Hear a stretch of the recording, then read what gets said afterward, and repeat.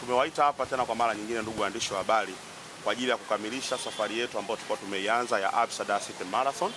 Kama mnavyojua, tulivyokusha watangazia toka mwanzo tunaanza shughuli yetu ya Absa Dar City Marathon ni kwamba tunakwenda kufanya mbio ya Absa Dar City Marathon, mbio ambayo tumeifanya kwa mafanikio sana na tukiweza kushirikisha washiriki zaidi ya 3500. Kwa katika kusherehekea yale mafanikio, tuliwaambia kwamba sehemu ya kile ambacho tunakwenda kukipata tunakwenda kushiriki kwa ajili ya kwenda kuchangia kwenye huduma za jamii. Kama unavyojua, wadhamini wetu Absa wana kauli mbiu yao ambayo inasema your story matters. Kwa hiyo tunakwenda kutengeneza story kwa kuwa sehemu ya kutoa furaha kwa ajili ya watu wengine. Kwa hiyo leo hii, ndugu waandishi wa habari, tuko hapa kwa kushirikiana na Mnazi Mmoja Hospital kwa ajili ya kutoa vifaa kwa ajili ya mama wajawazito, lakini pia na huduma za dharura. Kwa hiyo katika sehemu ya kile ambacho kilikuwa kimekwisha patikana kwenye Absa Dar City Marathon, tukaonelea ni vizuri kuja kushirikiana na serikali. Kama unavyojua, ni juhudi nyingi sana zimefanyika. Mama yetu anafanya kazi kubwa kwa ajili ya kuhakikisha kwamba anaboresha huduma za afya.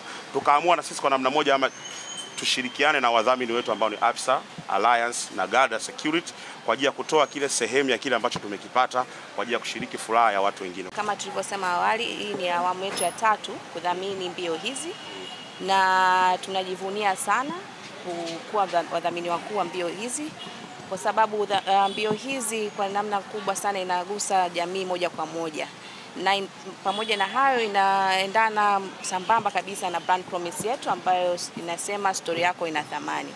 Story ya kila Mtanzania ina thamani. Lakini kipekee pia ni washukuru sana Absa Bank kwa kushiriki kwa ukubwa mara nyingi sana kwenye shughuli kama hizi. Sisi hapa Mnazi Mmoja Hospitali kipekee kabisa tunatoa shukrani kwenu nyote kwa ajili ya vifaa tulivyovipokea. Ni kweli tuna uhitaji, lakini pia tuna uhaba. Tumepokea hii inaitwa fetal monitor, yani ina monitor mapigo ya mtoto kwa mama mjamzito, na yanatoa majibu 100% accuracy. Kwa hiyo kifaa kama hiki kwetu sisi ni mkombozi, kwa sababu mama anaweza kaja na changamoto ya mtoto ndani. Tuna vifaa vingine vya kusikilizia, lakini hii ni portable mobile, kwa hiyo inaweza kwenda nayo mahali popote.